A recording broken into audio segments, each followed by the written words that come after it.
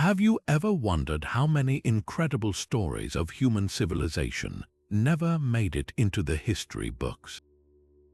We've all heard of the Egyptians, the Romans, the Greeks, but what about the societies that thrived in the shadows, leaving behind whispers of their existence in crumbling ruins and half-forgotten legends?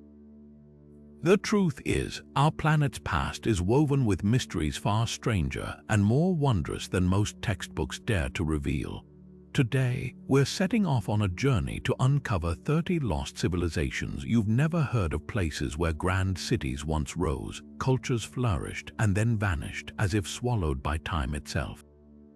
Picture this: vast empires hidden beneath jungle canopies, entire communities that mastered engineering feats we're only beginning to understand, and languages etched into stone with no one left to decipher them.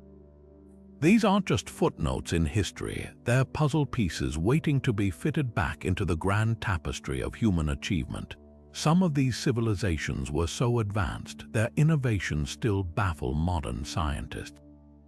Others disappeared so completely, we're left with only fragments of their stories, enough to haunt our curiosity but never quite satisfy it. This isn't just a list, it's an expedition. We'll trek through forgotten deserts where traders once bartered goods from distant lands, dive into coastal waters hiding sunken metropolises, and decode the cryptic symbols left behind by people who dared to dream in ways we can barely imagine. By the time we're done, you'll see the map of human history not as a finished portrait, but as a canvas still wet with secrets. So, if you're ready to step off the beaten path and into the unknown, let's begin our search for the echoes of these lost worlds, because their stories deserve to be told, and you're about to become part of the discovery. Nestled along the arid coast of what we now call Peru, the Norte Chico civilization quietly rewrites the story of human ingenuity.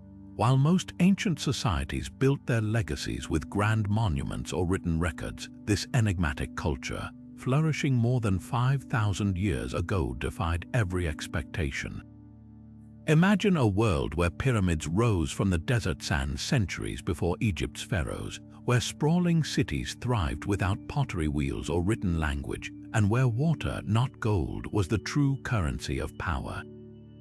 This was Norte Chico, a society so ahead of its time that even today, archaeologists struggle to piece together its secrets. At the heart of their mystery stand the towering pyramids of Caral, the oldest known city in the Americas. These stepped structures, some over 60 feet tall, weren't just ceremonial centers, they were the anchors of a society that mastered the impossible. Without metal tools or beasts of burden, the Norte Chico people moved mountains of stone, arranging them into precise geometric shapes that aligned with the stars. But here's the twist: while other ancient civilizations left behind pottery shards or cuneiform tablets, Norte Chico's artifacts are eerily silent. No written records, no intricate ceramics, just the haunting hum of bone flutes and knotted cords that might have been early accounting tools, their meanings now lost to time. What truly set them apart, though, was their battle against the desert. In a land where rain might fall only once a decade, they engineered a labyrinth of irrigation canals so advanced it turned barren valleys into flourishing gardens. These weren't just ditches, they were mathematical marvels, designed to distribute water with precision across miles of farmland. Picture a network so efficient that modern hydrologists still study its principles today. Yet for all their brilliance, Norte Chico's end is as puzzling as its rise. Around 3,800 years ago, their cities emptied, their canals fell silent. Was it climate shift, conflict, or something even stranger? The desert keeps its secrets close, leaving us to wonder if the answers lie buried beneath the shifting sands, waiting for the next curious explorer to uncover them. Hidden in the dense forests of what is now central Nigeria, the Nok culture emerges from the shadows of time like a sculptor's unfinished masterpiece. While most Iron Age societies left behind weapons or tools as their legacy, the Nok people gifted us something far more haunting: exquisitely detailed terracotta figures with eyes that seem to stare straight through the centuries. These aren't just artifacts, they're frozen moments of a civilization that mastered fire, earth, and metal in ways that still leave archaeologists breathless. Dating back to around 500 years before the Common Era, the Nok didn't just work with clay. They breathed life into it, creating human and animal forms so expressive they could rival modern art galleries. But here's what's truly astonishing. These sculptures weren't mere decorations. They were likely part of elaborate funerary rituals or spiritual practices, their purpose as enigmatic as the culture that crafted them. What makes the Nok even more remarkable is their groundbreaking mastery of iron.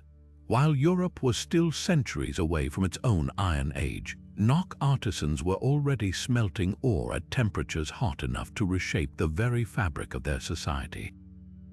Imagine the scene: furnaces glowing like miniature suns in the jungle night, blacksmiths transforming raw rock into plows that tamed the land and weapons that defended it. This wasn't just technology, it was revolution.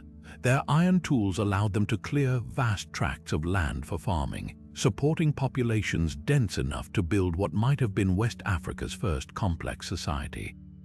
Yet, unlike the pyramids of Egypt or the ziggurats of Mesopotamia, Nok settlements left no towering monuments, just layers of ash, slag, and those mesmerizing terracotta heads, as if they wanted to be remembered not for their buildings but for their artistry and innovation. Then, around the 2nd century of the Common Era, the firing pits went cold, the sculptor's hands stilled, the Nok culture vanished so completely, it's as if the forest itself swallowed them whole. Was it climate change that dried up their rivers, overpopulation that exhausted their soils, or perhaps something far more dramatic, a conflict so devastating it erased not just a people but even the memory of how they lived? The truth might lie buried beneath the red Nigerian earth, waiting for some future archaeologist's trowel to uncover it. Until then, those silent terracotta faces remain guardians of a lost world that challenges everything we thought we knew about Africa's ancient past. Beneath the fertile soil of the Balkan Peninsula, an ancient enigma whispers from the depths of prehistory, the Vinca civilization. While most history books credit Mesopotamia as the cradle of writing, these Neolithic pioneers may have beaten them to the punch by over 1,000 years with strange symbols etched onto clay tablets. Picture a Europe 5,000 years before Stonehenge, where sprawling settlements along the Danube River buzzed with an innovation we never saw coming: the world's first proto-writing. These markings, a labyrinth of angular lines and abstract shapes, aren't just random scratches. They repeat across hundreds of artifacts with eerie consistency, suggesting a system of communication that predates even Egyptian hieroglyphs. But here's the twist that keeps linguists awake at night. We still can't decipher whether these symbols recorded trade transactions, religious incantations, or something far more mysterious. What's even more astounding is how these people lived. While their contemporaries were chipping arrowheads from flint, the Vinca were smelting copper into axes and jewelry, making them Europe's earliest known metalworkers. Their furnaces reached temperatures hot enough to liquefy rock, a technological leap that shouldn't have been possible in the 5th millennium before the Common Era. Walk through the ruins of their largest settlement, Vinca below Biardio, and you'll find evidence of 2-story houses with intricate pottery, proving this wasn't some primitive village but a society with division of labor, artisans, and possibly even a ruling class. Some archaeologists speculate they might have worn woven textiles, a luxury normally associated with much later Bronze Age cultures. Yet for all their advancements, the Vinca's disappearance is as sudden as it is unexplained. Around 4,500 years ago, their villages emptied, their kilns grew cold. Some theories point to invading horse-riding warriors from the steppes, while others blame a catastrophic shift in climate that turned their fertile plains to dust. The most haunting possibility, that their own metallurgy doomed them centuries of copper smelting, may have poisoned their water and soil with toxic heavy metals. Today, those cryptic symbols remain their only voice, scattered across clay fragments like broken sentences from a story we may never fully understand. Were they the first Europeans to dance on the edge of true literacy? Until we crack their code, their legacy lingers in the shadows, a silent challenge to our understanding of how civilization began. While Mesopotamia often steals the spotlight in ancient history, its fierce neighbor to the east, the Elamites, carved out an empire so formidable, it shaped the course of civilization itself. Nestled in what's now southwestern Iran, Elam thrived for over 2,000 years as Mesopotamia's greatest rival, yet today their story lingers in the footnotes. Imagine a culture so confident they built ziggurats that rivaled Babylon's, developed a language unlike any other, and mastered the art of diplomacy and war in equal measure. This wasn't just another kingdom, it was the glue that connected the high cultures of the Indus Valley with the bustling cities of the Fertile Crescent, a bridge between worlds that traded lapis lazuli from Afghanistan to silver from Anatolia. The Elamites' most tantalizing mystery lies in their language, a linguistic puzzle that still defies full translation. Unlike the cuneiform of their Mesopotamian neighbors, Elamite script twisted and turned in ways that suggest it wasn't just borrowed, it was reinvented. Scholars have spent decades trying to crack its code, but roughly a third of its symbols remain stubbornly silent.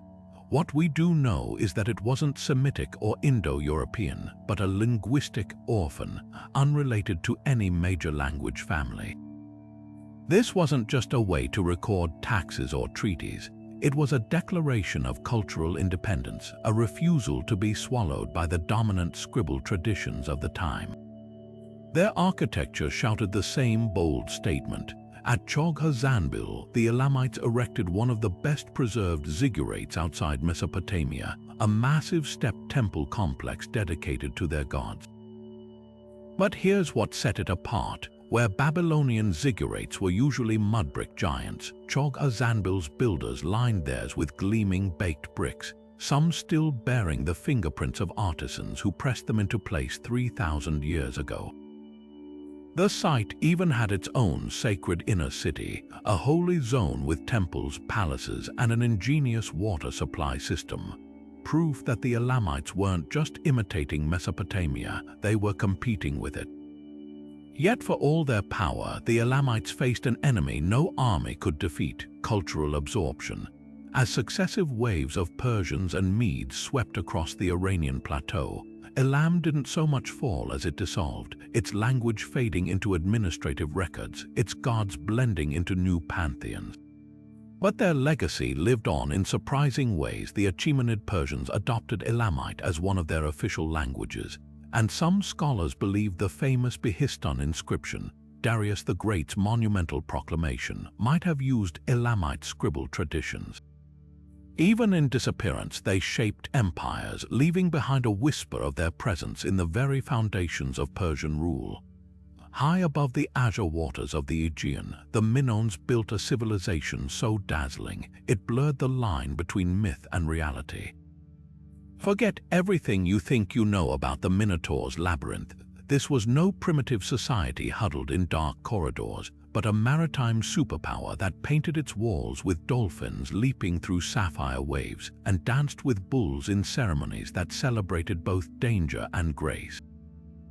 Centered on Crete around 4,000 years ago, the Minoans didn't just inhabit their island, they transformed it into a living work of art, where every corridor of their sprawling palace complexes whispered secrets of a culture far ahead of its time.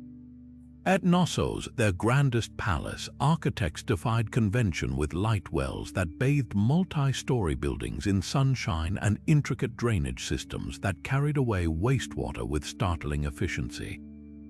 The walls pulsed with color, frescoes of saffron-gathered priestesses, twisting octopuses with flowing tentacles, and processions of offering bearers frozen mid-step. These weren't mere decorations, they were a visual language, one that celebrated nature's vitality and humanity's connection to it. Even their pottery broke the mold, shifting from stiff geometric designs to fluid marine motifs so vibrant they seem to ripple when you turn them in your hand. But what truly set the Minoans apart was their mastery of the sea. Unlike their warlike neighbors, they forged an empire not through conquest, but through trade. Their sleek ships crisscrossed the Mediterranean, carrying olive oil in elegant stirrup jars, delicate gold jewelry, and that most precious commodity of all, their influence.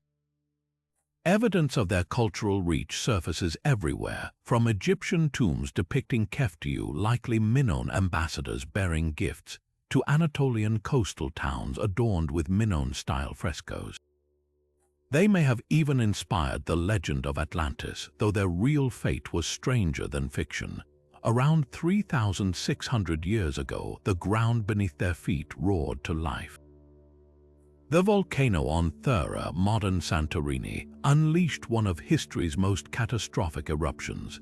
A blast so violent, it sent tsunamis crashing against Crete's northern shores and blanketed the island in choking ash. But here's the twist: the Minoans didn't vanish overnight. Their culture limped on for generations, its once great palaces repurposed into shadowy imitations of their former glory. Some scholars believe it was this slow decline that allowed Mycenaean Greeks to eventually absorb what remained, weaving Minoan artistry into the fabric of classical Greece. The echoes of their world still haunt us. Linear A, their untranslated script, taunts linguists with its undeciphered symbols. The ruins of Akrotiri on Thera preserve snapshot-like frescoes of their daily lives. A fisherman with his catch, two boxers mid-spar, swallows darting between blooming lilies. And perhaps most telling of all, when archaeologist Arthur Evans first uncovered Knossos in the early 20th century, he found no fortifications, no scenes of battle.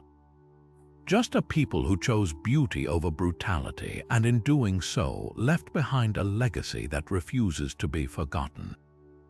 What if we've been asking the wrong question all along? Instead of wondering why the Minoans fell, perhaps we should ask how they shone so brightly in the first place, a beacon of creativity in an age of swords, proving that civilization isn't just about survival, but about how richly you choose to live.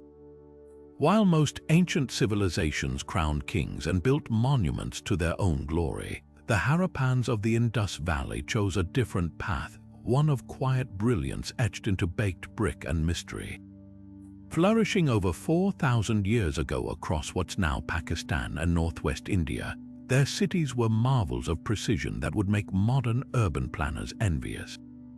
Picture streets laid out in perfect grids with standardized bricks so uniform, their proportions still match modern building codes. But here's what's truly astonishing. Unlike the pyramid-heavy societies of Egypt or Mesopotamia, the Harappans left no grand temples to gods or rulers.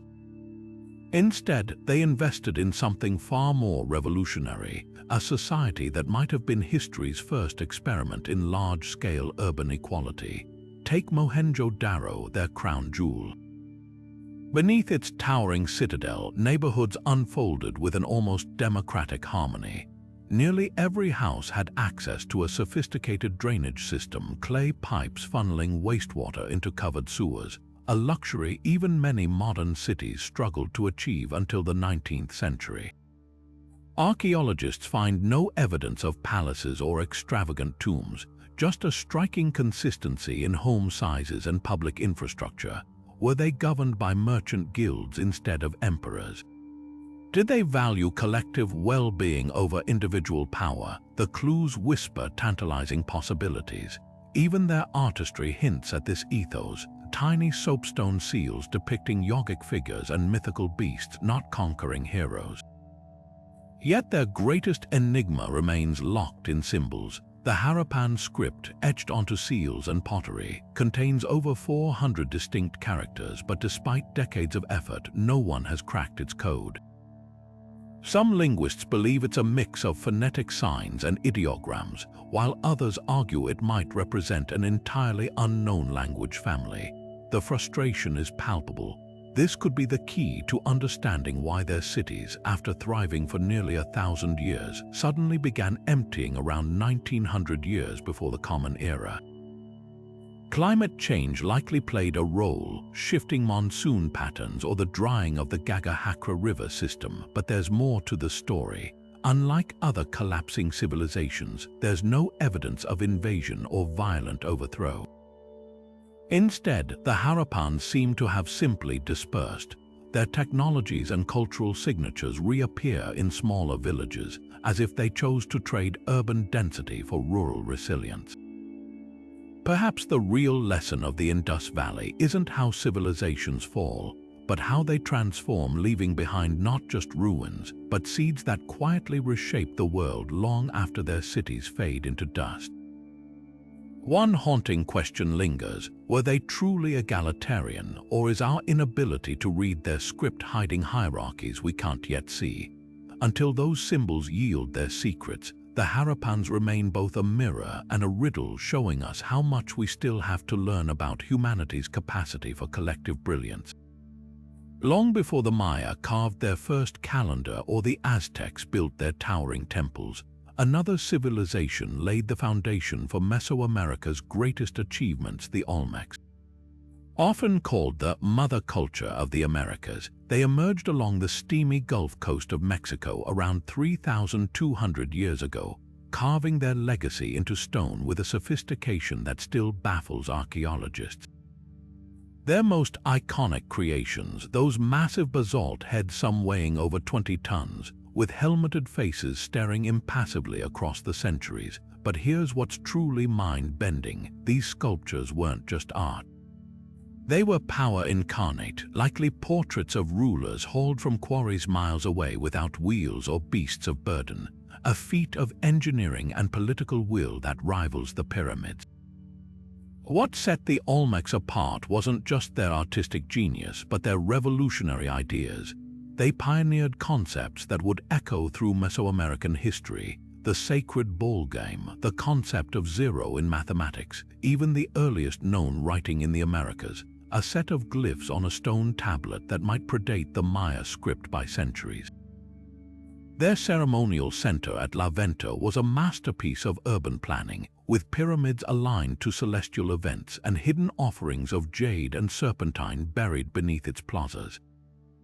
One discovery, a mosaic pavement depicting a jaguar's face, was so precious, the Olmecs buried it under layers of colored clay immediately after creating it, as if some knowledge was too sacred to be seen more than once. Yet for all their influence, the Olmecs' collapse is wrapped in enigma. Around 2,400 years ago, their cities emptied, their monuments defaced. Unlike other civilizations that fell to invasion or drought, the Olmecs seem to have turned on themselves. Smashed altars and toppled sculptures suggest internal rebellion or ritual termination. Some scholars point to environmental factors. The rivers they depended on may have silted up or changed course. Others speculate that their elite overextended, demanding too much from the people who hauled those colossal heads across the jungle. But here's the twist: the Olmecs didn't really disappear.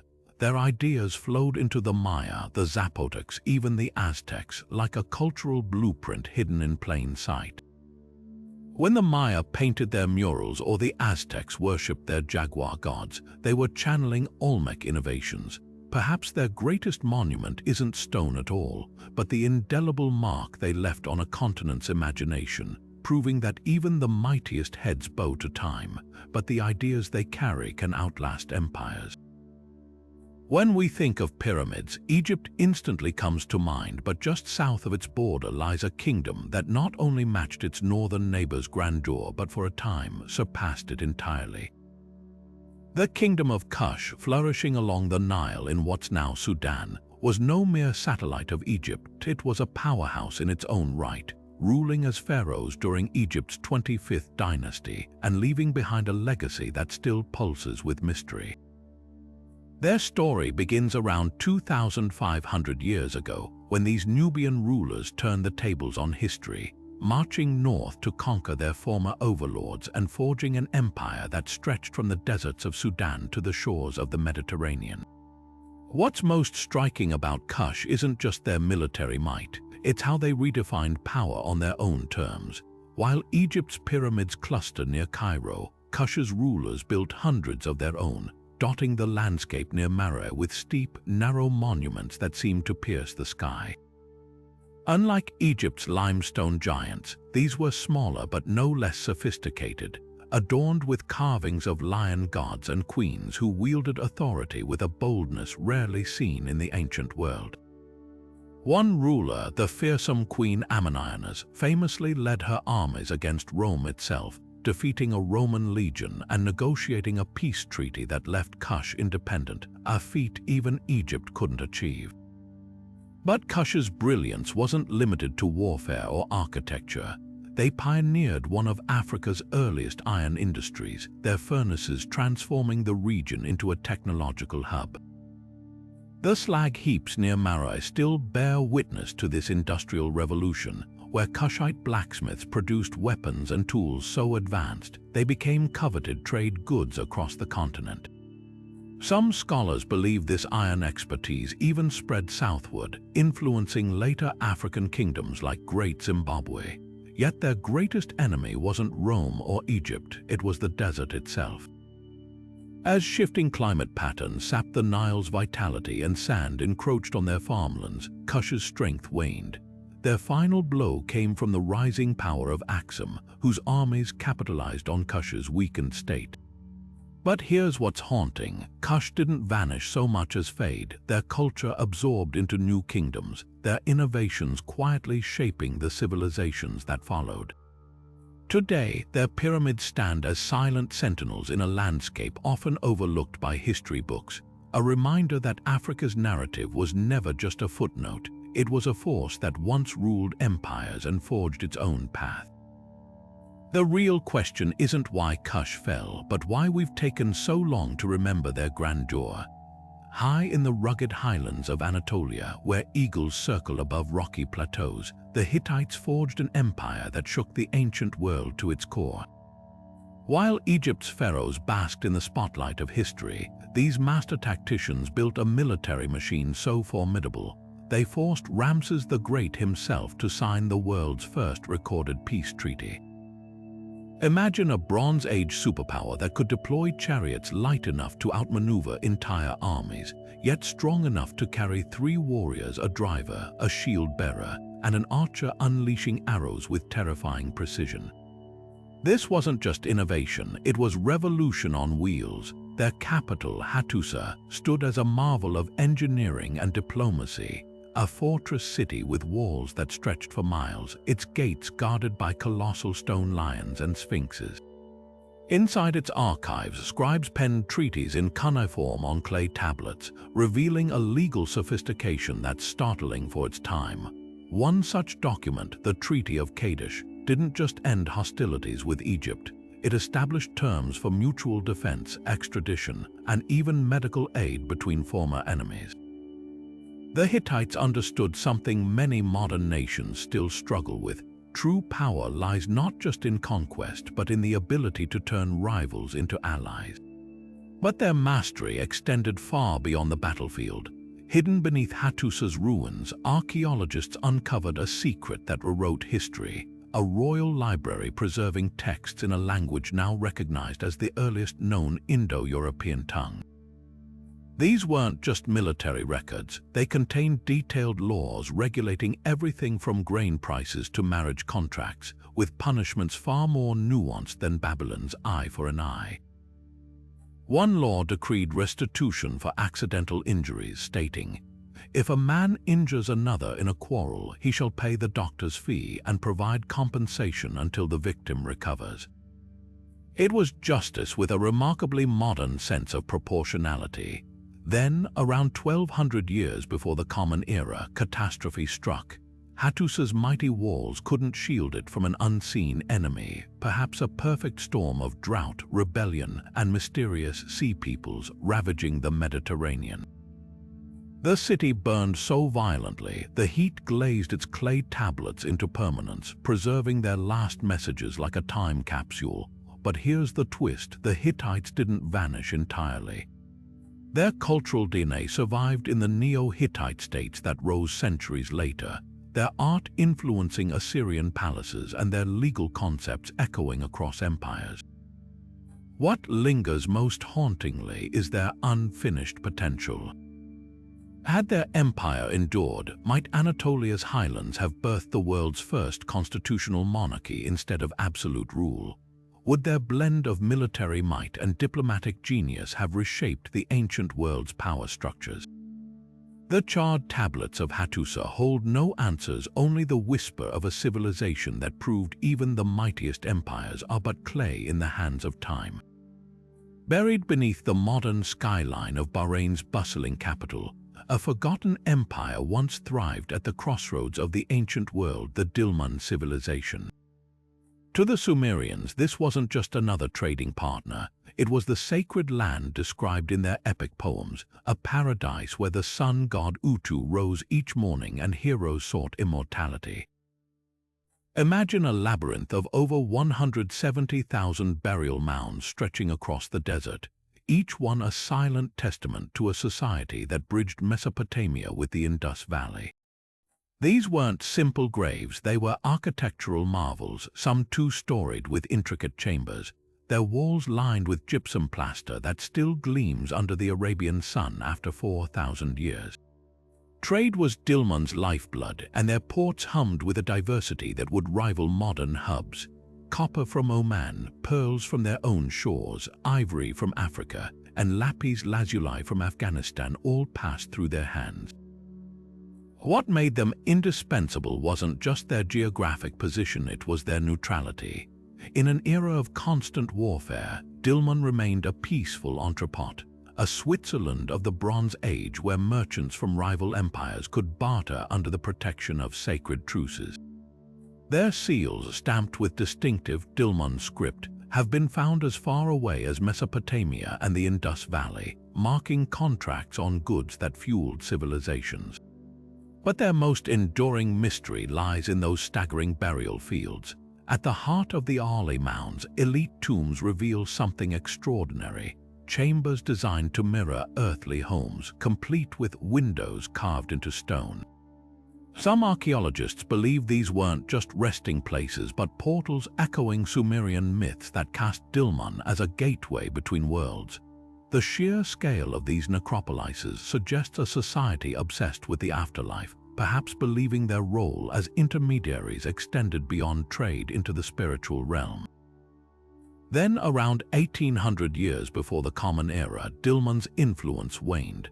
The usual suspects, shifting trade routes, climate change, play their part, but there's a twist. Recent excavations reveal their decline wasn't sudden collapse but slow transformation.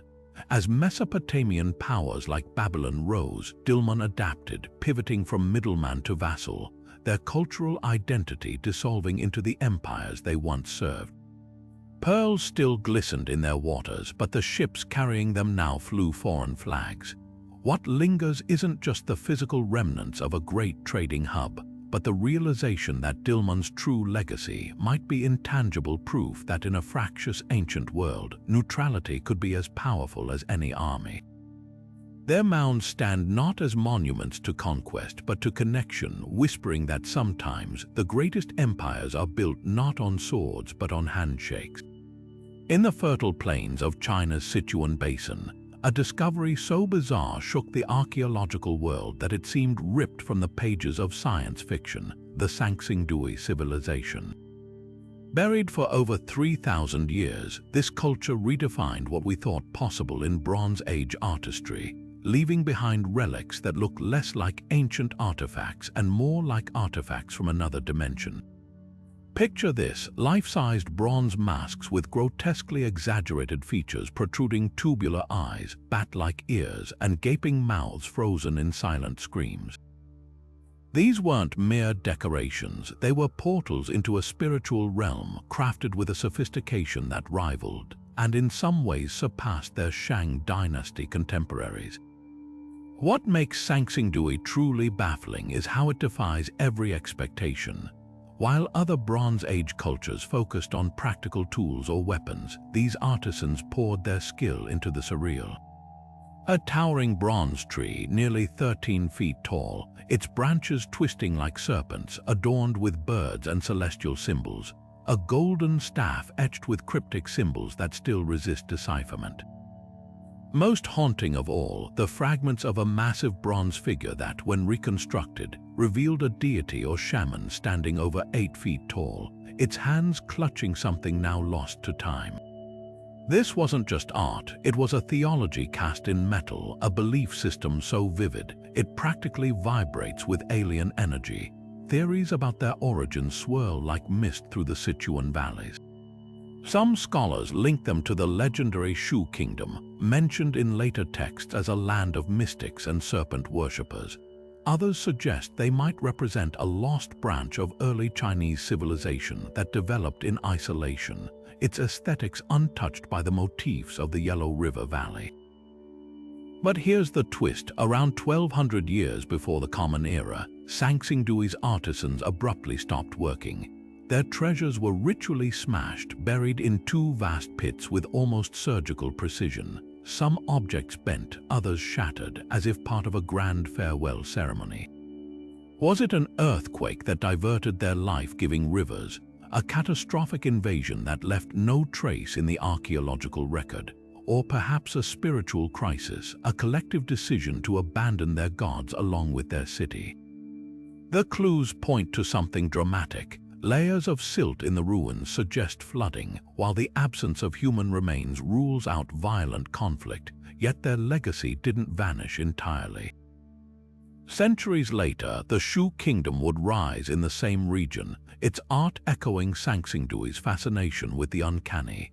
Even today, those hollow-eyed masks seem to watch us across millennia, their message clear: history isn't a single thread, but a tapestry woven with strands we're only beginning to untangle. The real mystery isn't why they disappeared, it's how they dreamed so wildly in the first place. Deep in the mist-shrouded mountains of northern Colombia, where the Sierra Nevada de Santa Marta plunges into the Caribbean, the Tairona civilization built a world of stone and gold that defied both conquerors and time. While the Inca and Aztec empires dominate our imagination of pre-Columbian America, these master engineers carved terraced cities into sheer jungle slopes with a precision that still leaves modern architects in awe.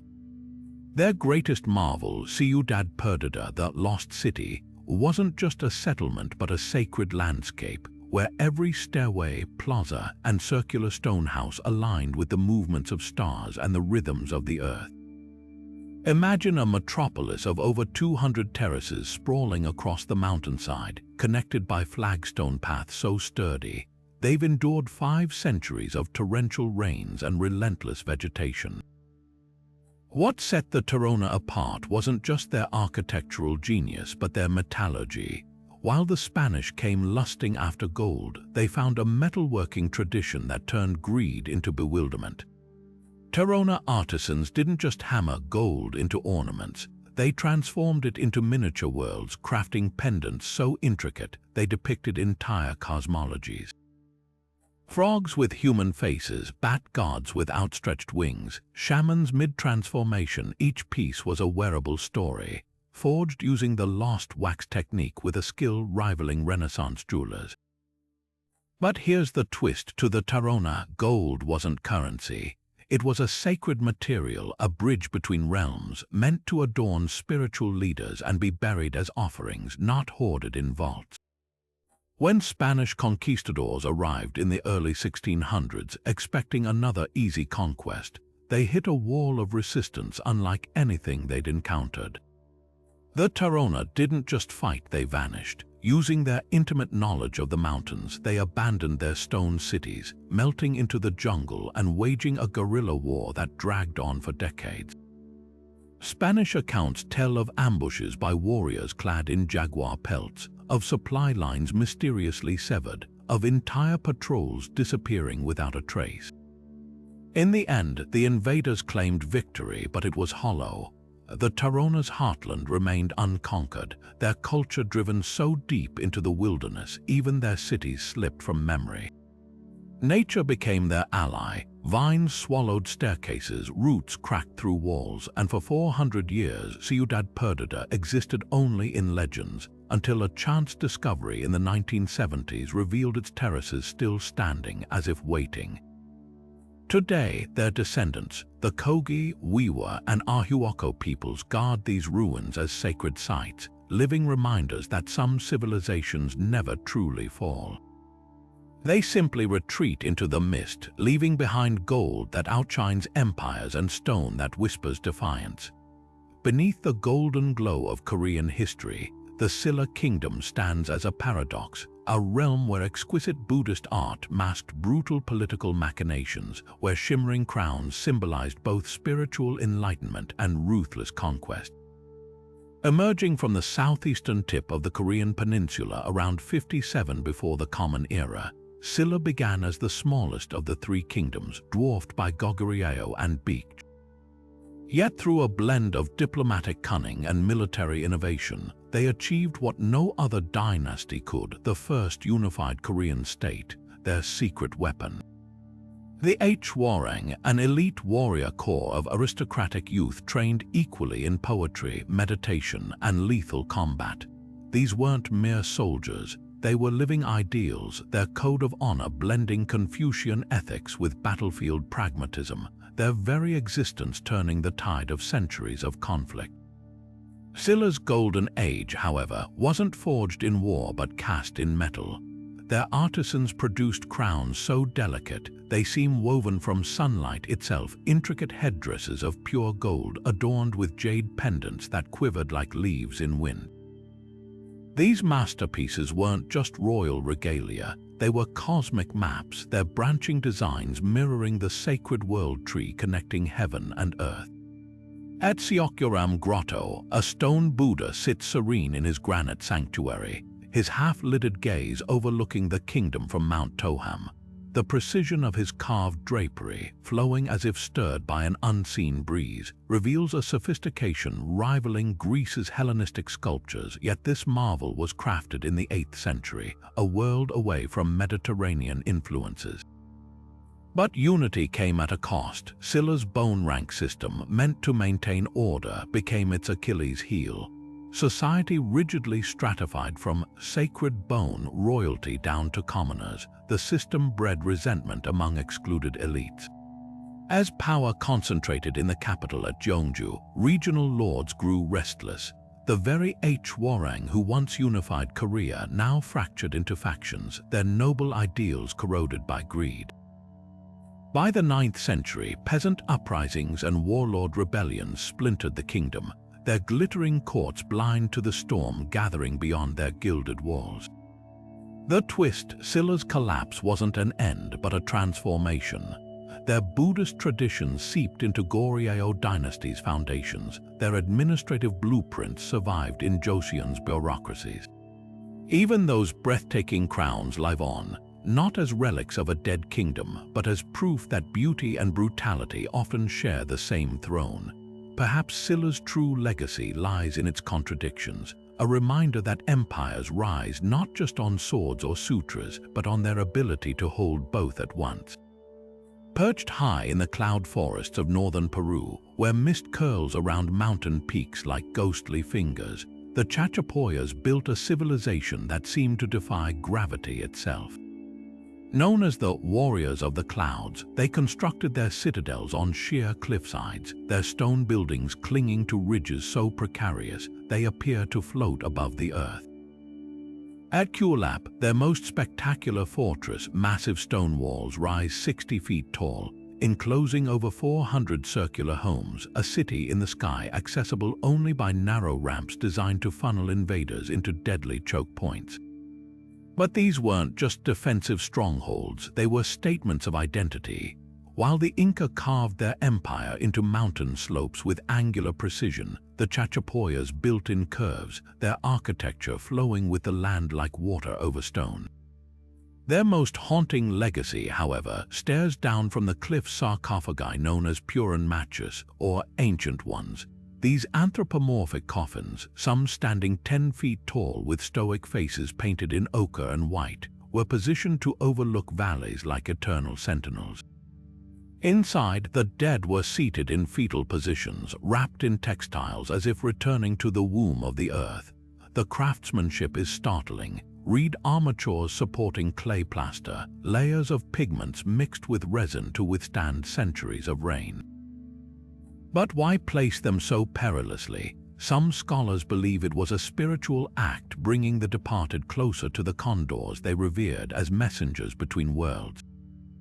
Others suggest it was practical, protecting their ancestors from tomb raiders in an era when even the dead weren't safe from conquest, and conquest came. When the Inca Empire expanded northward in the late 15th century, they met unexpected resistance from these mountain warriors. Spanish chronicles describe Chachapoya's fighters as tall and fair-skinned, their hair bleached by the sun, a detail that fueled wild speculation about European origins, though DNA confirms they were wholly indigenous. For years, they waged a guerrilla war from their cliffside redoubts, using their knowledge of the cloud forest's shifting mists to ambush Inca patrols. One rebellion nearly succeeded when the Chachapoyas allied with Spanish conquistadors against their Inca oppressors, only to discover too late that their new allies brought deadlier weapons, smallpox and influenza. The tragedy of the Chachapoyas lies not just in their fall, but in the cruel irony of their survival. Their remote strongholds, which had protected them for centuries, became traps when disease arrived. With no immunity, entire villages perished in weeks, their bones left in those cliffside tombs as silent witnesses, yet fragments of their culture endure. Modern Peruvians in Amazonas still weave textiles with patterns echoing ancient Puran-Machis faces, and local shamans speak of spirits in the mist, whispers of a people who chose the sky as their ally, only to vanish like the clouds they once ruled. The rose-red city of Petra may be the Nabateans' crowning glory, but their true genius flowed not through sandstone canyons. It bubbled beneath the desert in a labyrinth of water channels so precise, they turned one of the Middle East's harshest landscapes into an oasis of power. While other kingdoms built monuments to gods and kings, these nomadic traders turned engineers crafted something far more revolutionary, a hydraulic empire hidden in plain sight. Picture a civilization that could wring water from bone-dry air, capturing every precious drop of seasonal rainfall with dams, cisterns, and ceramic pipes that snaked through mountains like arteries. Their capital at Petra received less than 6 inches of rain annually, yet via a network of over 200 reservoirs and a 16-mile-long conduit system, they supported a population of 30,000, even filling an ornate pool at the heart of their treasury for purely aesthetic delight. Petra's iconic temples carved into cliffs are marvels, but the Nabateans' real masterpiece was their monopoly on luxury, controlling every critical stop along the incense route, that ancient superhighway of myrrh and frankincense stretching from Yemen to the Mediterranean. They didn't just tax caravans, they weaponized scarcity. By restricting flow through their territory and staging dramatic public burnings of excess resin, they artificially inflated prices, creating an ancient OPEC for fragrant gums. A single camel load of frankincense could fetch its weight in silver by the time it reached Rome, where the smoke of Nabatean goods curled through temples and patrician villas alike. Yet their downfall came not through conquest but through slow cultural suffocation. When Rome annexed Nabatea in 106 of the Common Era, the empire didn't destroy their systems, it co-opted them. Roman engineers expanded the water networks but stripped away their context, turning sacred water management rituals into municipal utilities. The nomadic routes that had made the Nabateans so adaptable, their intimate knowledge of desert rhythms and hidden routes became irrelevant in a world of straight Roman roads and standardized administration. Even their language faded, replaced by Greek and Latin on official inscriptions. The saddest irony, Petra's decline began not with neglect but with connectivity. As Roman ships mastered monsoon winds to sail directly to India, the overland incense trade withered. The very roads that bound Nabatea to Rome drained its lifeblood, turning a people who once danced between dunes and mountains into provincial administrators. Today, their ghost lingers in Petra's silent aqueducts, a warning that sometimes survival isn't about resisting change, but preserving what makes you irreplaceable. Towering over the highlands of northern Ethiopia, the stone obelisks of Axum rise like frozen giants, some reaching over 100 feet tall, their surfaces carved with false doors and intricate latticework that shimmer in the equatorial sun. These monolithic wonders weren't mere monuments, they were the resumes of a forgotten superpower, each one telling the world, "We built this without mortar, without pulleys, and we can do so much more." The Kingdom of Axum wasn't just another African state, it was a pivot point between continents, a realm where African tradition fused with Mediterranean ambition to create something entirely new. At its peak around the 4th century of the Common Era, Axum's coins circulated from Rome to India, its fleets patrolled the Red Sea, and its rulers held titles that would make any emperor pause: King of Kings, Elect of God, and most audaciously, equal to the apostles. What set Axum apart was its audacious embrace of contradictions. Here was a civilization that erected pagan obelisks to honor the dead, yet became one of the world's first Christian nations when King Azana converted in the 300s. Their churches, like the extraordinary chapel of the tablet at Axum, claimed to house nothing less than the Ark of the Covenant, a bold assertion that drew pilgrims for centuries. But their faith wasn't just spiritual theater, it was geopolitical strategy. By aligning with Byzantine Christianity against Persia's Zoroastrian Empire, Axum positioned itself as a player in the great game of Eurasian power politics. Their missionaries even crossed the Red Sea to convert the Himyarites in Yemen, waging holy wars that echoed the Crusades centuries before the concept existed. Trade was the lifeblood of their empire, and here Axum's mastery was unparalleled. Sitting astride the maritime Silk Road, their port at Adulis buzzed with goods from 3 continents: African ivory bound for Persian palaces, Indian spices destined for Roman kitchens, and frankincense harvested from the deserts of southern Arabia. Their merchants spoke Greek, traded in bronze coins stamped with royal profiles, and used a script called Jazz, one of the few ancient writing systems still used liturgically today. But their greatest innovation was invisible, an unmatched understanding of monsoon winds that let their ships sail to India and back in a single season, a feat even the Romans struggled to replicate. Then the world shifted beneath their feet. As the Byzantine-Persian wars disrupted overland routes, Arab traders began bypassing Axum entirely, sailing straight from India to Persian Gulf ports. The rise of Islam in the 7th century severed their Red Sea lifeline, leaving Axum landlocked and isolated. Climate change played its cruel part. Deforestation and soil exhaustion turned their breadbasket into dust. But here's the twist: Axum never truly fell. It faded, yes, its power ebbing like the tides it once commanded, but its heart kept beating in the highland monasteries and the coronation rituals of Ethiopian emperors. The same Jazz script that once recorded trade contracts now preserves sacred texts, and those towering obelisks still stand, not as tombstones for a dead kingdom, but as mile markers on civilization's long, unbroken road. The lesson of Axum isn't about decline, it's about transformation. A realm that once rivaled Rome didn't vanish, it became the soul of a nation, proving that some empires don't end. They evolve. In the blistering heat of the Arizona desert, where temperatures soar past 110 degrees, the Hohokam people performed what might be ancient America's most audacious act of defiance. They turned sand into farmland. While other civilizations relied on mighty rivers, these ingenious engineers looked at the dry Gila and Salt River valleys and saw potential where others saw only death.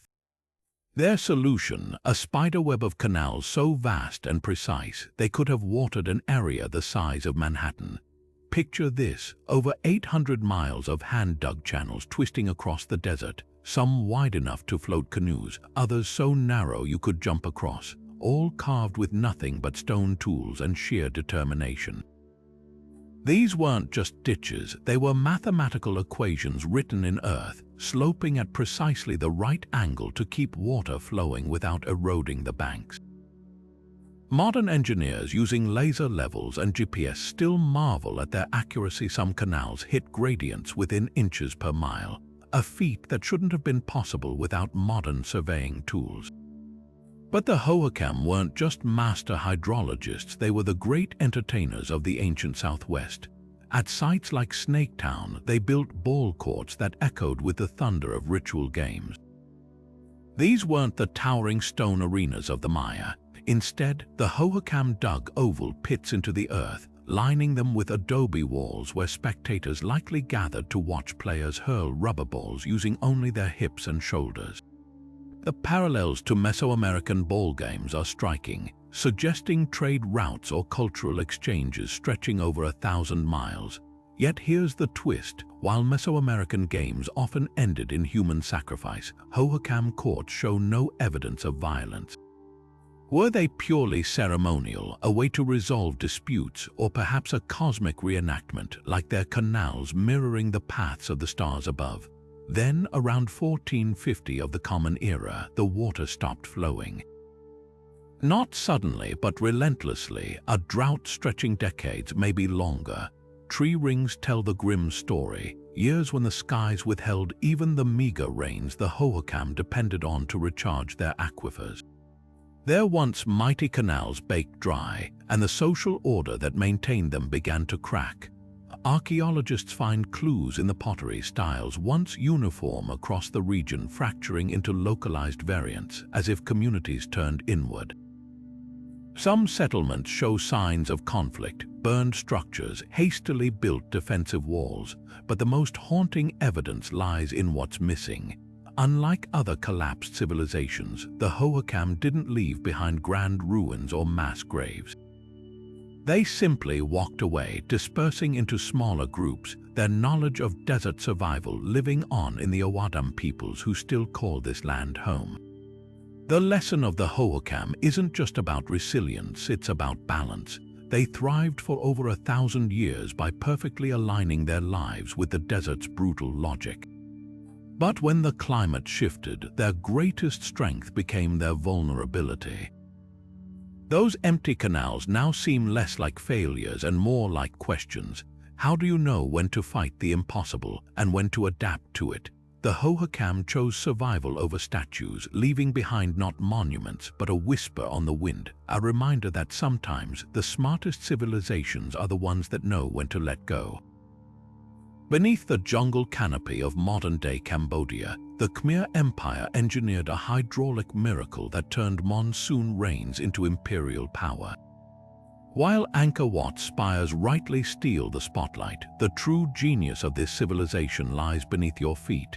An intricate network of canals, reservoirs, and barrays, massive artificial lakes so vast they transformed seasonal deluges into a year-round lifeline. Picture a metropolis where water wasn't just a resource but a sacred currency, flowing through temple moats that mirrored the Hindu cosmos and irrigating rice paddies that fed a population rivaling medieval Paris. At its heart stood the West Barray, a reservoir stretching 5 miles long and 1.5 miles wide, its banks aligned with celestial precision. This wasn't just engineering, it was liquid theology, a marriage of pragmatism and spirituality that sustained an empire for 6 centuries. The Khmers didn't just build temples, they encoded their universe in stone. Early rulers like Suryavarman Roman II dedicated Angkor Wat to Vishnu, its towers replicating Mount Meru, the mythical home of the gods. Yet in a dramatic pivot, later kings embraced Theravada Buddhism, reshaping Angkor Thom's Bayon temple with 200 serene stone faces of the Bodhisattva Avalokiteshvara. This spiritual shift wasn't mere court fashion, it reflected a deeper evolution. Where Hindu cosmology emphasized divine kingship, Buddhism's egalitarian ethos may have resonated as ecological stresses mounted. Tree ring studies revealed devastating droughts in the 14th century, and sediment layers show the canals choking with silt, likely exacerbated by deforestation to feed Anka's insatiable construction appetite. The very water system that empowered the empire may have become its Achilles heel. External pressures sealed their fate. As monsoon patterns grew erratic, opportunistic rivals circled. The Siamese Ayutthaya kingdom, armed with gunpowder technology borrowed from Chinese traders, launched devastating raids. In 1431, Anka was sacked so thoroughly that the Khmer court abandoned it entirely, retreating south to Phnom Penh. But here's the twist: the Khmer Empire didn't collapse, it adapted. Their legacy lived on in Thai court rituals, Lao temple art, and the stubborn resilience of Cambodian culture. Even Angkor Wat itself transformed, its Vishnu statues quietly replaced with Buddha images, its corridors repurposed by monks who kept the stones whispering long after the empire's political power faded. The lesson of the Khmers isn't in their monuments but in their flexibility. They proved that civilizations aren't erased, they're rewritten, their deepest truths enduring even as kings and religions fall. Those silent canals now remind us that no empire, no matter how brilliant, is immune to the weight of its own ambition, or the whispers of change carried on the monsoon winds. Long before the Roman Republic cast its shadow across the Mediterranean, another civilization shaped the destiny of Italy, not with legions, but with languid banquets, mysterious bronze mirrors, and a language that still whispers puzzles to linguists today. The Etruscans weren't just Rome's neighbors, they were its tutors, their cultural DNA woven into everything from gladiatorial games to the very symbol of Roman authority, the fasces. Imagine a people so influential, their art filled Roman homes, their gods became Jupiter and Juno, and their ritual of reading omens in lightning strikes guided emperors, yet their own language remains only partially understood, a linguistic island in Indo-European seas. Their script is deceptively familiar, using Greek letters borrowed from colonies in the south, but the words themselves resist translation. Unlike Latin's orderly declensions, Etruscan grammar twists in unexpected directions, with sentences that seem to start at the end and verbs that vanish into thin air. Take the Pyrgi tablets, gold foil inscriptions celebrating the dedication of a temple, one side in Etruscan, the other in Phoenician. It should have been the Rosetta Stone of this lost tongue, yet over half the words still defy certainty. Even their word for god, eyes, or Esar hints at connections to ancient Anatolian languages, fueling theories they might have sailed west from Lydia, as Herodotus claimed. Or were they Italy's original inhabitants, as Dionysius of Halicarnassus argued? The debate rages on, with modern DNA studies adding layers rather than answers. Etruscan genes show ties to Neolithic farmers, but also to steppe migrants who reshaped Europe. What we can decode reveals a society intoxicated with life's pleasures. Tomb paintings in Tarquinia show couples reclining at feasts, their faces alive with laughter, women dining alongside men as equals, a scandal to later Romans. Their artisans produced bronze mirrors engraved with myths, where turbaned goddesses bargain over the fate of mortals. Yet beneath this joie de vivre lurked a profound obsession with destiny. The Liber Linteus, Europe's longest surviving Etruscan text, is no epic poem but a liturgical calendar, a meticulous record of rituals to appease gods who controlled the thunder and the harvest. Rome's conquest of Etruria was slow cultural osmosis rather than sudden overthrow. Early kings like the Tarquins were Etruscan, bringing their engineering prowess to drain the Roman Forum's marshes and their love of spectacle to the Circus Maximus. Even after Rome expelled its last Etruscan ruler in 509 before the Common Era, Etruscan haruspices still interpreted lightning strikes for the Senate, and their arched gateways inspired Rome's aqueducts.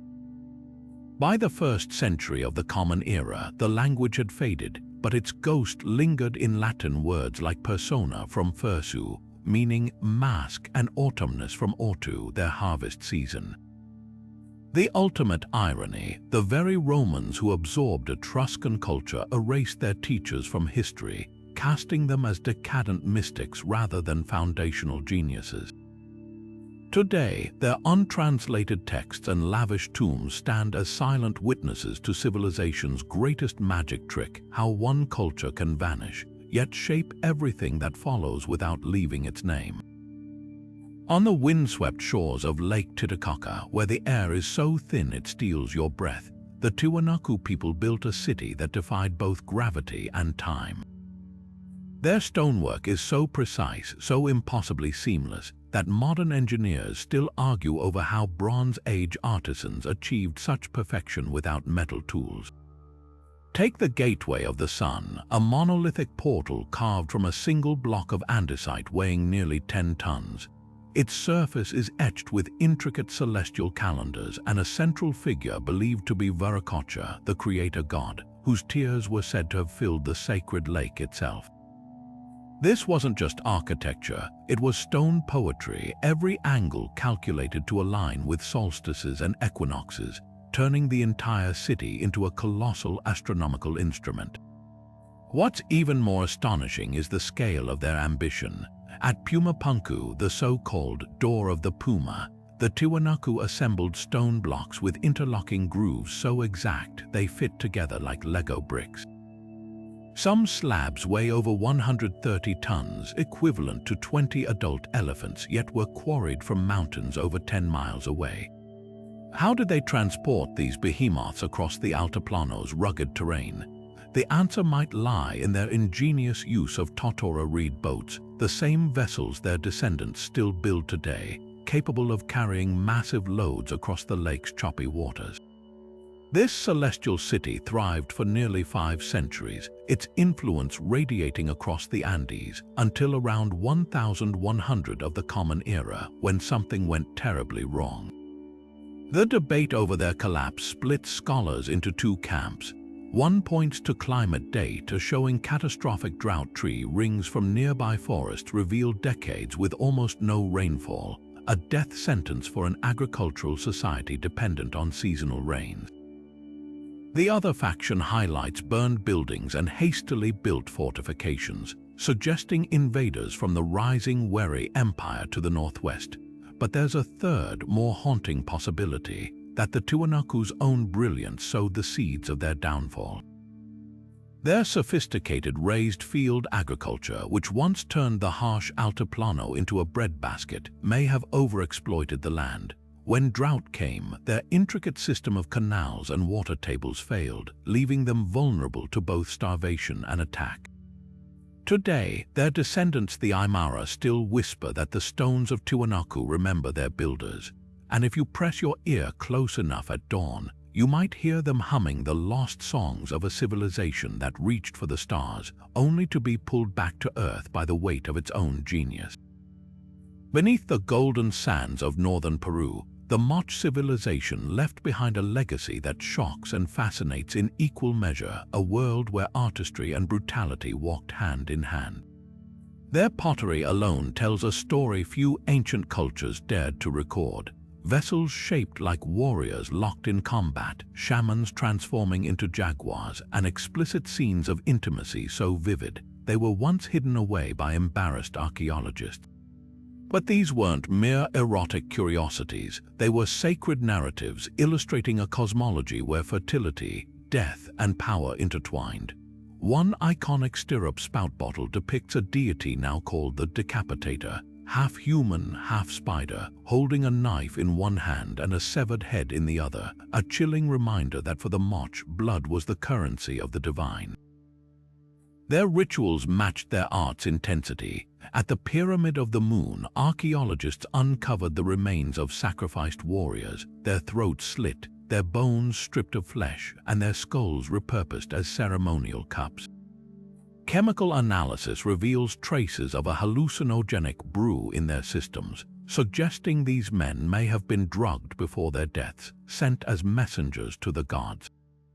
The Moch didn't just worship their deities, they reenacted their myths, with priests and rulers perhaps taking the roles of figures like Aiapik, the fearsome creator god who demanded blood to sustain the world's balance. Yet their greatest adversary wasn't an enemy army, it was the sky itself. Around 600 of the Common Era, geological layers show catastrophic El Niño floods drowning their canals in silt, followed by decades of drought that cracked their fields. The Moch had survived climatic shifts before, but this time their resilience shattered. At the site of Huaca de la Luna, murals were left half-painted, and storerooms full of untouched ceremonial goods suggest a sudden, desperate abandonment. Some scholars argue the floods triggered a crisis of faith. If the gods no longer answered sacrifices with rain, how could the social order hold? The final blow came from within. Excavations reveal burned palaces and hastily built fortifications in the centuries before collapse, hinting at rebellion or civil war. The Moch's rigid hierarchy, once their strength, may have fractured under pressure, with regional leaders turning on the elite. Yet even in dissolution, their influence lived on. Later cultures like the Chimu inherited their irrigation techniques and artistic motifs, proving that even civilizations that fall never truly disappear. They simply become layers in the earth, waiting for the right hand to uncover their stories. What lingers isn't just the shock of their sacrifices or the beauty of their pottery, but the unsettling parallel to our own era. The Moch thrived for 7 centuries by mastering their environment, only to falter when that environment turned against them. Their legacy isn't a warning, it's a mirror. High on a windswept hill in southeastern Turkey, a cluster of massive stone pillars carved with intricate animal reliefs stands sentinel over the plains below, a silent enigma that appends everything we thought we knew about human history. Göbekli Tepe isn't just old, it's staggeringly ancient, predating Stonehenge by 6,000 years and the pyramids by 7,000. Built around 11,600 years before the Common Era by prehistoric hunter-gatherers, this monumental complex shouldn't exist according to conventional timeline. After all, how could nomadic bands with no agriculture, no permanent settlements, and only flint tools orchestrate such a feat of engineering? The pillars, some weighing over 16 tons and carved with foxes, scorpions, and vultures in exquisite detail, weren't just stacked, they were slotted into precisely carved bedrock sockets, arranged in circular formations that mirror celestial patterns. This wasn't haphazard ritual, it was a calculated act of devotion on a scale unimaginable for its era.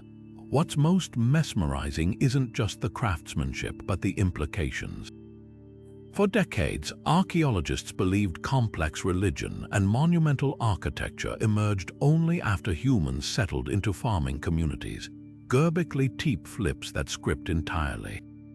Here, it seems, spirituality came first. The sacred site may have been the spark that drew people together, eventually leading to the domestication of wheat found wild in the surrounding hills. The pillars themselves tell a story. Their carvings depict not just animals, but a symbolic language of predators and prey, perhaps representing constellations or mythic narratives. The central pillars in each ring often feature anthropomorphic figures with arms folded over their bellies, their identities lost to time. Were they gods? Ancestors or guardians of some forgotten knowledge? Then there's the mystery of its burial. Around 8,000 years before the Common Era, someone deliberately filled in the entire site with thousands of tons of soil and rubble, preserving it like a time capsule.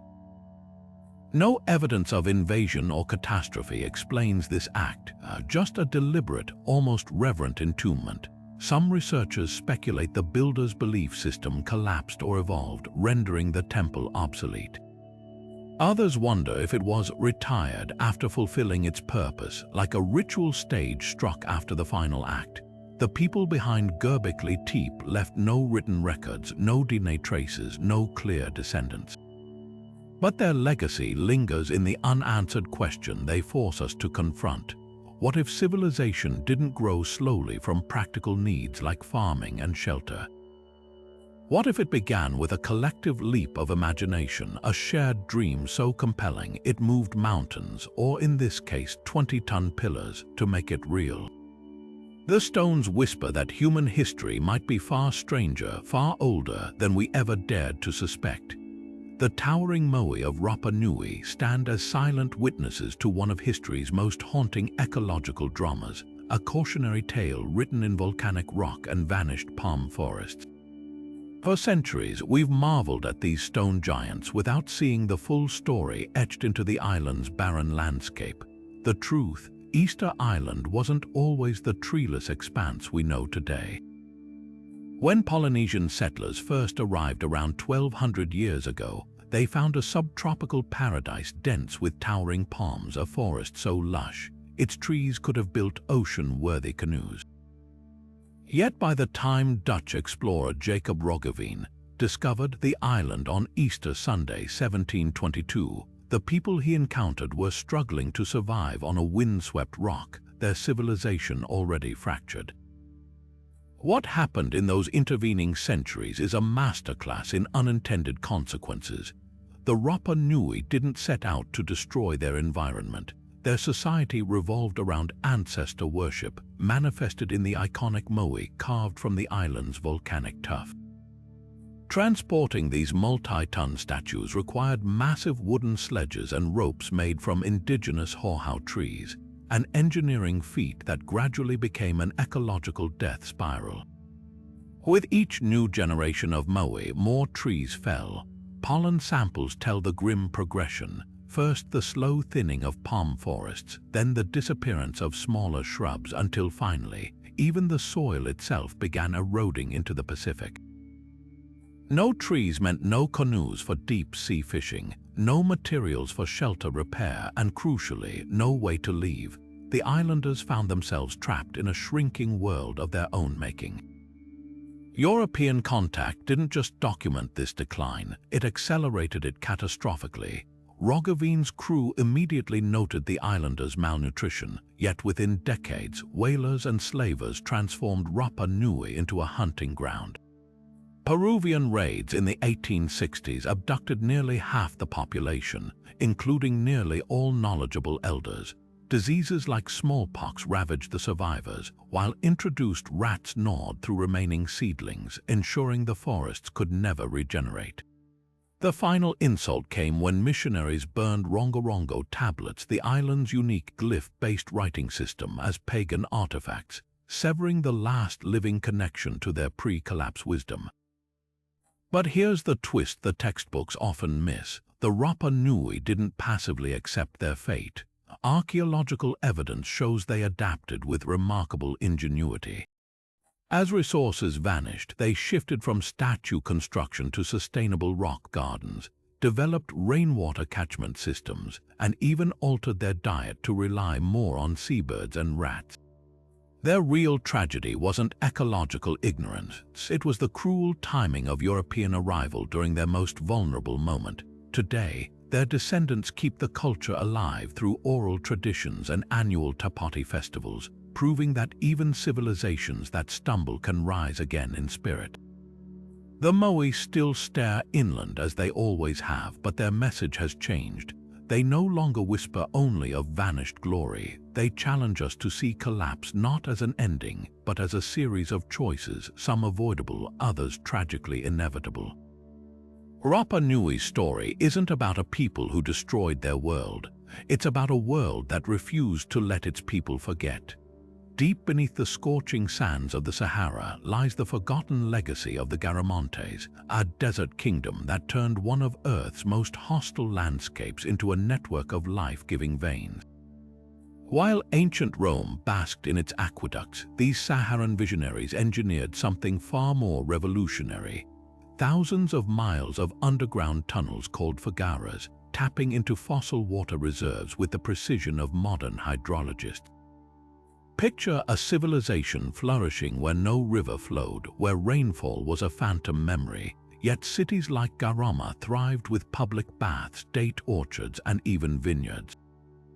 Their secret, a labyrinth of hand-dug channels, some stretching over 4 miles, sloping gently to guide ancient groundwater to the surface without evaporating under the relentless sun.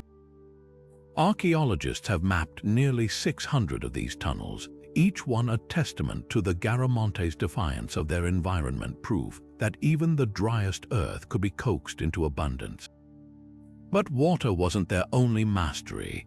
The Garamontes ruled the desert's trade routes like shadow emperors, their chariots adapted for sand with wide-spaced wheels patrolling a network of oases that connected sub-Saharan Africa to the Mediterranean. Greek historian Herodotus wrote of them as the Tuareg who hunt the Ethiopian troglodytes, but the truth was far grander. They traded ivory and carbuncle gems to Rome in exchange for olive oil and glass, their caravans threading through dunes where others saw only death. Their capital, Germa, bustled with multi-story mud-brick buildings, a far cry from the transient camps outsiders imagined desert dwellers might inhabit. Yet their brilliance couldn't shield them forever. The same aquifers that sustained them were being drained faster than nature could replenish, a slow mourning crisis compounded by Roman greed. As the empire's thirst for resources grew, legions launched punitive raids into Garamantian territory, not to conquer but to disrupt burning oasis gardens, sabotaging fagaras. Climate change played its part too. Pollen records show the Sahara inexorably drying, squeezing the Garamontes between human and environmental pressures. By the 5th century of the Common Era, their tunnels choked with dust, their trade routes faded into legend. The cruelest twist, the Garamontes might have survived Rome or drought alone, but not both.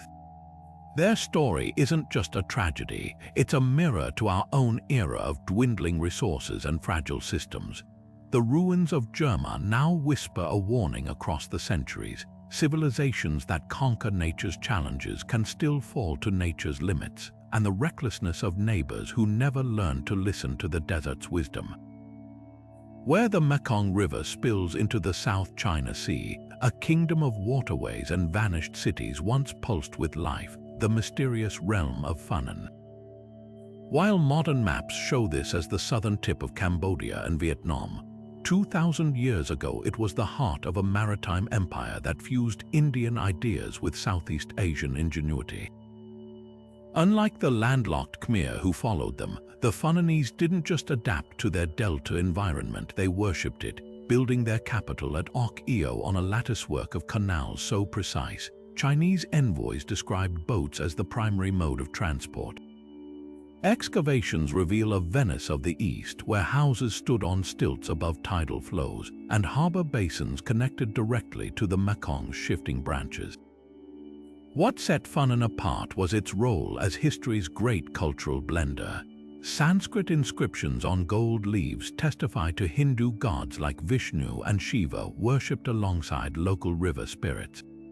Their art, a hypnotic mix of Indian iconography and indigenous style, depicted multi-armed deities with distinctly Southeast Asian facial features. Even their political system reflected this fusion. The mountain kings of Funan embraced the Hindu concept of divine monarchy while ruling over a network of semi-autonomous port cities. Chinese chronicles tell of a ruler named Fan Shiman who expanded the empire with a fleet so formidable, it dominated trade routes from the Malay Peninsula to the Gulf of Thailand. The lifeblood of this empire wasn't conquest but cinnamon and ivory. Funan's merchants acted as middlemen in a sprawling network that connected Roman glassmakers with Sumatran pepper growers. At Ok-Eo, archaeologists unearthed Roman coins, Persian figurines, and Chinese mirrors, all evidence of a cosmopolitan hub where sailors from 3 continents bartered under tropical sun. Their ships, likely outrigger canoes with matte sails, braved monsoon winds to transport tortoiseshell and aromatic woods to India, returning with sacred texts and Brahmin advisors who transformed Funan's court rituals. Yet by the 6th century, the waters that nourished Funan began to betray it. Sediment buildup from upstream deforestation slowly choked its canals, while rising sea levels turned fertile paddies into brackish swamps. As the Mekong's channels shifted, trade routes moved westward, and with them power. The final blow came not from nature, but from the ambitions of their Khmer neighbors to the north. Rather than resisting absorption, Funan's elite appear to have negotiated their way into the Khmer aristocracy, bringing their maritime expertise and Hindu-Buddhist syncretism to anchor. The twist Funan never truly died. Its maritime legacy lived on in Khmer naval expeditions to Java, and its hybrid spirituality resurfaces in Angkor Wat's bas-reliefs, where Hindu epis share walls with Buddhist iconography. Today, as climate change once again reshapes the Mekong Delta, Funan's ghost whispers a timely lesson. Civilizations that master connection often outlast those that rely on control.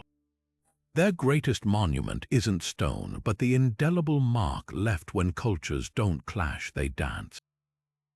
In the parched deserts of China's Xinjiang region, where the Taklamakan's dunes swallow entire caravans, a discovery in the late 1980s shattered long-standing assumptions about ancient Asia. Perfectly preserved mummies with European features, their flaxen hair still braided, their woolen garments dyed vibrant crimsons and blues. These weren't just ordinary remains, they were time capsules from a forgotten branch of humanity, their very existence rewriting the narrative of the Silk Road. The oldest, the so-called Beauty of Lulan, dates back nearly 4,000 years, her high cheekbones and long nose defying expectations of what Bronze Age Central Asians should have looked like. Even more astonishing, their DNA confirmed a lineage tracing back to the steppes of Ukraine and southern Russia, stark evidence of migrations far earlier and more extensive than historians had imagined. The Tarim Basin mummies didn't just carry their genes across continents, they brought an entire culture. Wrapped in intricately woven tartan resembling Celtic textiles, buried with bundles of ephedra, a plant sacred to later Zoroastrians, they hint at spiritual practices that bridged Eurasia millennia before Marco Polo. Their language, deciphered from manuscripts found in nearby oasis cities like Kucha, belongs to the Tocharian family, a linguistic oddity that's Indo-European yet utterly distinct, its closest relatives being the ancient tongues of Anatolia and Greece. Imagine the scene: Buddhist monks in what's now Western China chanting Sanskrit sutras alongside traders speaking Tocharian, a language that would sound strangely familiar to Homer's ears. This wasn't a backwater, it was a cultural crossroads where Celtic-like weavers, Persian-influenced priests, and Han-Chinese envoys intersected in a kaleidoscope of exchange. Yet by the 10th century of the Common Era, Tocharian vanished not with conquest or catastrophe, but through the slow, quiet erosion of assimilation. As Uyghur Turks expanded into the region, their Turkic language became the lingua franca of the Silk Road's northern routes. Tocharian lingered in Buddhist monastery scrolls before fading entirely, its speakers absorbed into the very diversity they once enriched. Climate change played its part too. Shifting rivers and encroaching deserts emptied the oasis cities that had sustained their communities. Today, their descendants likely walk among Xinjiang's Uyghur and Han populations, their genetic legacy hidden in plain sight, their story a testament to civilization's greatest truth: borders are illusions and humanity has always been in motion. What lingers most hauntingly is the irony. These Caucasian mummies, once used to fuel modern political narratives about Xinjiang's foreign roots, actually prove the opposite, that cultural blending is the region's oldest tradition. Their perfectly preserved faces, crowned with felt hats against the eternal desert wind, remind us that identity is never static. They didn't disappear. They became part of the rich tapestry that still defines the Silk Road, whispering that no culture truly ends. It simply transforms, weaving its threads into patterns we're only beginning to recognize. At the confluence of the Mississippi, Missouri, and Illinois rivers, a city once rose that rivaled medieval London in size, yet today, most Americans drive past its remnants without a second glance. Cahokia, the crown jewel of the Mississippian civilization, wasn't just a settlement, it was a carefully orchestrated celestial mirror, where earthen mounds aligned with solstice sunrises and the rhythms of the cosmos dictated daily life. Monk's Mound, the largest prehistoric earthwork north of Mexico, still looms 100 feet tall, its 4 terraces representing layers of the universe in Mississippian cosmology. But here's what's staggering. This colossal structure was hand-built with over 14 million baskets of soil, moved without wheels, beasts of burden, or metal tools, a communal feat that would take modern volunteers with shovels decades to replicate. The genius of Cahokia lies not just in its scale, but in its intentionality. Archaeologists mapping the site discovered something extraordinary. The Grand Plaza, a 50-acre expanse flanked by smaller mounds, was precisely aligned to true north, suggesting the builders used astronomical observations to orient their city. Even more remarkably, the arrangement of key mounds mirrors the pattern of stars in the constellation Orion, as if they'd stamped the night sky onto the Earth itself. This wasn't random urban sprawl, it was sacred geometry on a continental scale, designed to harmonize human activity with celestial cycles. Artifacts unearthed from elite burials, shell beads from the Gulf Coast, copper from the Great Lakes, mica from the Appalachians reveal a trade network stretching thousands of miles, all converging on this carefully plotted cosmic capital. Yet by the 14th century, the mounds stood empty, the culprit a climatic double punch that choked their fields and fractured their society. Tree ring data from across North America tells the grim story. The onset of the Little Ice Age brought shorter growing seasons and erratic rainfall to the Midwest, devastating the maize agriculture that supported Cahokia's estimated 20,000 residents. Just as catastrophic were the megafloods that periodically drowned the American bottom floodplain, leaving behind layers of sterile sand in archaeological strata. But climate alone doesn't explain the speed of Cahokia's collapse. Recent excavations reveal signs of social unrest, hastily built defensive palisades, elite residences burned in what appears to be ritual termination, suggesting environmental stress ignited long simmering class tensions. The Mississippians didn't vanish so much as disperse, their descendants likely blending into the Natchez, Chickasaw, and other nations encountered by European explorers centuries later. Their legacy lingers in the oral traditions of Plains tribes who speak of a great river city, and in the persistent mystery of their symbols, the ubiquitous birdman motif, a figure blending avian and human traits, appears on artifacts from Wisconsin to Louisiana, hinting at a shared belief system that once connected hundreds of mound-building communities.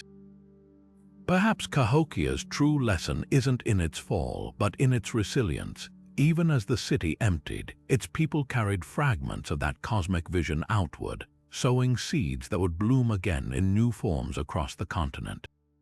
The mounds still stand not as tombstones but as silent teachers, reminding us that civilizations don't end, they transform. Deep in the emerald archipelagos of Southeast Asia, where the Java Sea kisses the shores of Sumatra, the Srivijaya Empire mastered an art few civilizations could claim. They ruled not by the sword but by the sail.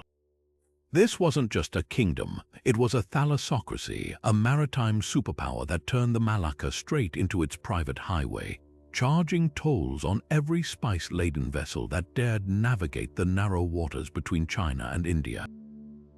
Picture a realm with no fixed borders, its influence stretching like tendrils of morning mist across thousands of islands, held together not by armies but by Buddhist monasteries and shrewd trade agreements.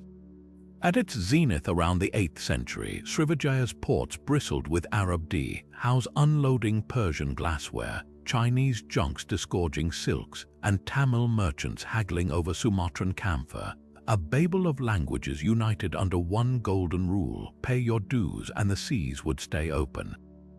The secret to their dominance lay in geography and diplomacy. The Malacca Strait was the ancient world's Suez Canal, the only viable route between the Indian Ocean and the South China Sea. Srivijaya's capital at Palembang sat like a spider at the center of this web, its harbors protected by maze-like river systems that forced foreign ships to seek local pilots who just happened to be on the empire's payroll. But this wasn't mere extortion, it was a sophisticated protection racket with spiritual undertones.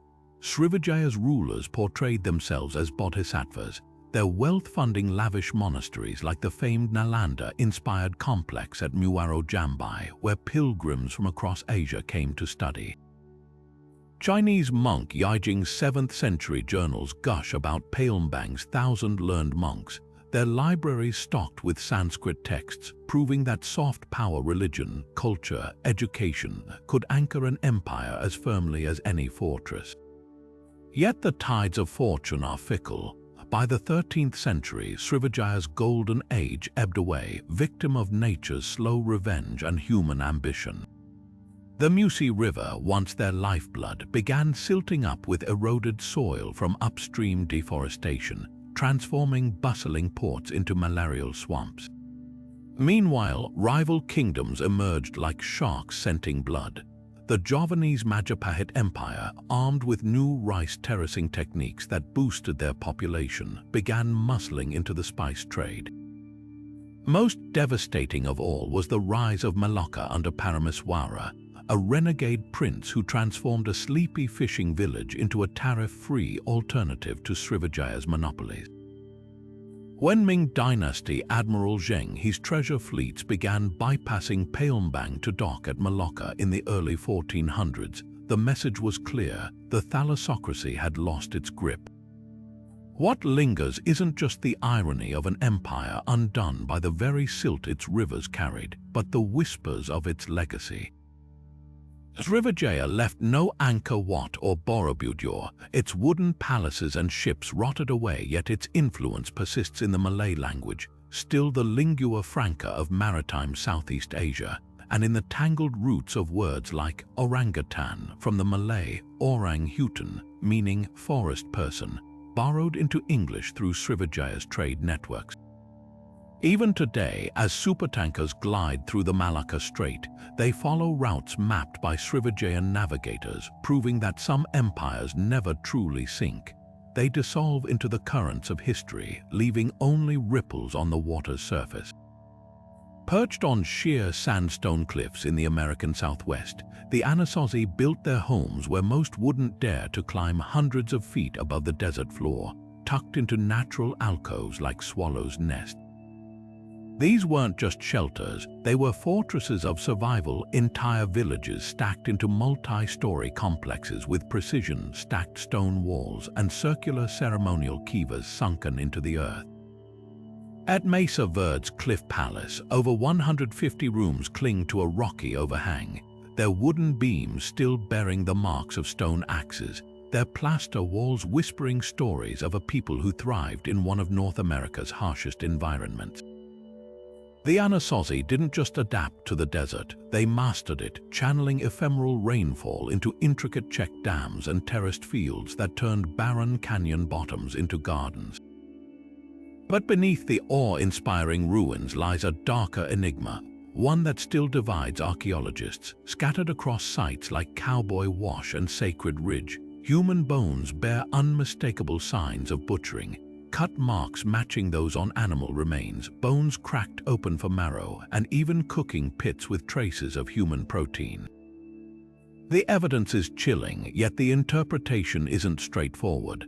Some scholars argue this points to ritualized violence or survival cannibalism during droughts, while others suggest it reflects warfare with outsiders or even symbolic acts of reclaiming ancestors' essence. The debate rages because the Anasazi left no written records, only silent bones, and the haunting ambiguity of how far desperation might drive a society pushed to the brink. Climate data reveals the slow-motion catastrophe that reshaped their world. Tree rings from the Colorado Plateau tell of a 50-year megadrought in the late 1300s, a relentless dry spell that would have withered their crops and emptied their reservoirs. But drought alone doesn't explain why they abandoned their cliffs so abruptly, leaving behind pottery, tools, even sandals as if planning to return. Some settlements show evidence of violence, burned buildings, unburied bodies hinting at social unraveling. Perhaps the very ingenuity that let them flourish in the desert sowed division. As resources dwindled, rigid hierarchies may have sparked rebellion between elites and farmers. Their legacy didn't vanish, it transformed. Modern Pueblo tribes like the Hopi and Zuni trace their ancestry to the Anasazi, preserving their agricultural wisdom and spiritual traditions.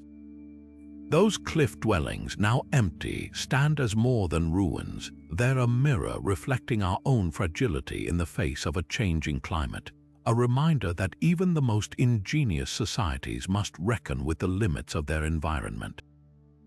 The Anasazi didn't fail, they adapted, dispersing into smaller communities whose descendants still honor their memory in dances and stories, proving that sometimes survival means knowing when to walk away.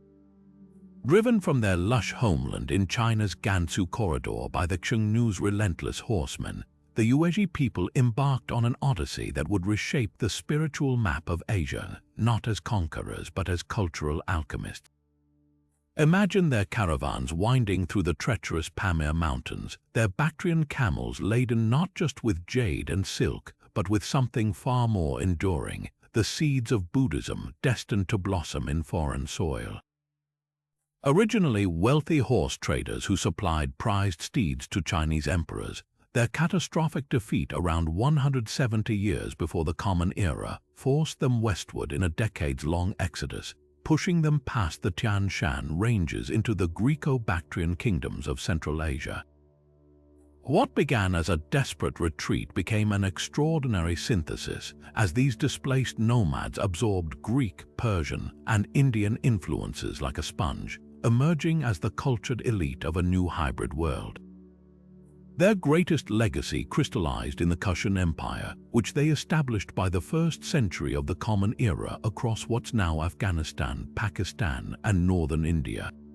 Under rulers like Kanishka the Great, the Yuezhi transformed from wandering refugees into patrons of a Buddhist golden age, minting coins that blended Hellenistic realism with Buddha's serene features, a visual metaphor for their role as bridge builders between civilizations. The Gandharan art they championed gave Buddhism its first anthropomorphic depictions, replacing symbolic footprints and empty thrones with graceful, Apollo-like statues draped in Greek togas. At their capital Purashapura, modern Peshawar, monks translated scriptures into Sanskrit while merchants exchanged ideas along the Silk Road, creating a spiritual freeway stretching from Rome to Loyang. Yet their most pivotal contribution was accidental. As Buddhism fragmented into early schools, the Kushans hosted the historic Fourth Buddhist Council, where Mahayana teachings gained imperial endorsement. This decision, effectively choosing one interpretation over others, sent ripples across time, shaping the Buddhism that would later travel to Tibet, China, and Japan. The Yuezhi's own beliefs had evolved too. Their earlier Zoroastrian-influenced fire worship merged with Buddhist metaphysics, creating a unique syncretism visible in their art, where Iranian sun gods stand alongside bodhisattvas. Their empire faded by the 3rd century, absorbed by Sasanian Persia and Gupta India, but their cultural DNA mutated and spread. The Yuezhi proved that exile can be more transformative than conquest, that the greatest civilizations aren't always those that hold their ground, but those that carry their roots into new soil, allowing them to grow in ways no one could have imagined. Today, every Tibetan prayer wheel and Japanese Zen garden owes a quiet debt to those displaced horse lords who turned loss into a new kind of legacy. From the hydraulic genius of the Nabateans to the celestial cities of the Mississippians, these lost civilizations remind us that human achievement wears countless faces. Each society we've explored, whether etching their dreams into desert cliffs or forging empires from monsoon winds, proved there's no single blueprint for greatness. The Garamontes turned barren sands into fertile trade routes, the Srivijaya ruled waves without conquering land, and the Yuezhi transformed exile into a spiritual revolution. Their stories shatter the myth that history follows a straight line, revealing instead a kaleidoscope of possibilities where innovation blooms in the unlikeliest soils. Yet beneath their dazzling diversity lies a unifying truth. Even the mightiest civilizations dance on the edge of fragility. The Hohokams canals ran dry not from incompetence but from climate shifts beyond their foresight. The Macha's blood rituals meant to appease the gods couldn't halt the El Niño storms that drowned their fields, and Cahokia's cosmic mounds, aligned with celestial perfection, still stood helpless against droughts and social fractures. These weren't failures, they were reminders that brilliance alone can't defy entropy. But here's the hopeful counterpoint: collapse rarely means oblivion. The Minoans faded, yet their art lived on in Greek frescoes. The Olmecs vanished, but their sacred ball game echoes in Mexican stadiums today. Civilizations don't just end, they scatter like seeds, taking root in unexpected places. So what do we, the children of an interconnected age, take from these whispers of the past? Perhaps it's humility, recognizing that our cities and systems, for all their steel and silicon, are just as vulnerable to the twin tides of hubris and climate. But also inspiration, proof that adaptation is humanity's oldest survival tool. The Anasazi walked away from their cliff dwellings, but their descendants still sing their stories. The Kushan Empire dissolved, yet its Buddhist legacy circles the globe. History isn't a graveyard of dead cultures, it's a living conversation across millennia, urging us to listen closely. If these lost worlds have stirred your curiosity, imagine how many more remain hidden beneath jungles, deserts, or even the familiar streets of your own city. Every archaeological dig, every deciphered script adds another piece to humanity's vast, unfinished mosaic. So keep exploring, keep questioning, and remember, the next great discovery might be waiting where you least expect it. Want to uncover more forgotten chapters with us? Hit subscribe and let's keep unearthing the stories that shape who we are and who we might become.